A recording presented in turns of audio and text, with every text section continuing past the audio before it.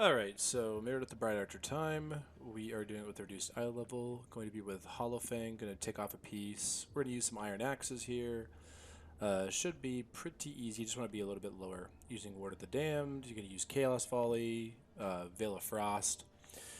We're just going to wait until she kind of runs into some skeletons here, so it splits her aggro.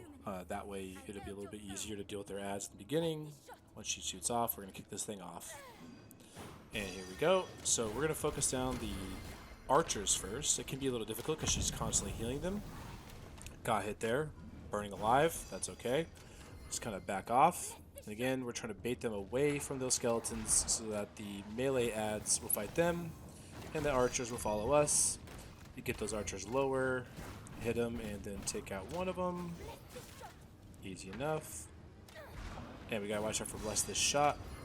Here comes the next one, smacking that thing down. And if you notice, the melee adds actually died to the skeletons, so we didn't even have to worry about those guys. That doesn't always happen, but it can happen. So now that we just have it down to Meredith, it's actually super easy. We're just gonna, sit there. She has like 2 moves, block her stuff, and it's so easy, in fact, that if you use Ward of the Damned to draw aggro, you can actually kind of just take your time as long as you want, as long as she's above a certain health. I'm just going to heal here for a second. That's legit how easy it is. I'm going to block this. Just deal with these shots here. Keep hitting her, plinking her down. You can even get into melee range because, again, she's very telegraphed. Everything she does is very telegraphed. There we go.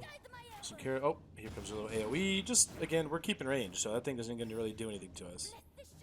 Bless This Shot. One thing to keep in mind with this is that that actually pierces targets. So don't count on your skeletons to block those things. This little Bless This Shot thing here. Keep smacking her when she gets about half. Alright, she spawns her second adds. And now these guys, we are not going to focus because they have such a high health pool that it's basically pointless. She'll just heal it back up. I'll show you what happens. We do some damage to them and watch. And now they're just like healed up. So we aren't going to worry about that. We are going to use them to get more skeletons, though.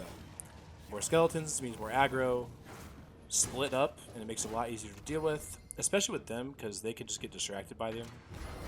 There we go. Get some more skeletons. Keep our distance. Bless This Shot. Dash away.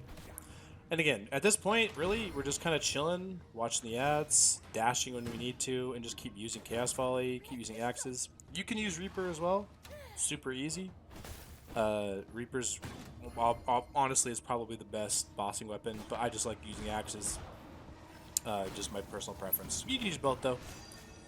I also want to just show with like low level weapons what this looks like. So again, super easy, just hanging out, blocking all our stuff, drawing aggro.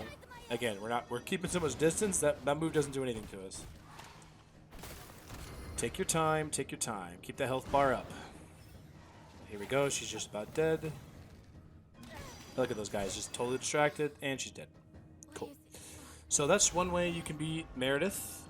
Pretty simple stuff. The other way you can do, which is actually, you can do it actually really early, is if you come here, I've done it at level 30. I'm sure you could do even earlier, but personally I think 30 is probably the better level to come into the Iron Mine here. But you can follow her around.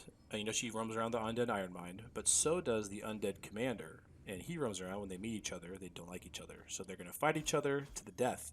You can kind of just stand back and wait for whoever gets low. One of them will die first, and then you can finish the other one off if if they're low enough. Sometimes it gets kind of tricky, but in my opinion, it's worth doing because you can get, Sanguine Coil early, and also a chance at the Undead Commander's Blueprint, which is one of the best weapons in the game. You can get as early as tier 2. So the General Soul Reaper, which is you'll see at my number 2, it's equivalent in power to basically a Dark Silver weapon, actually a little bit better than a Dark Silver weapon. But here's the Undead Commander. Here's where he is. He'll roam around. Oh, he has a really long aggro range, so just be careful. And again, he'll fight the Brightarcher until one of them's dead.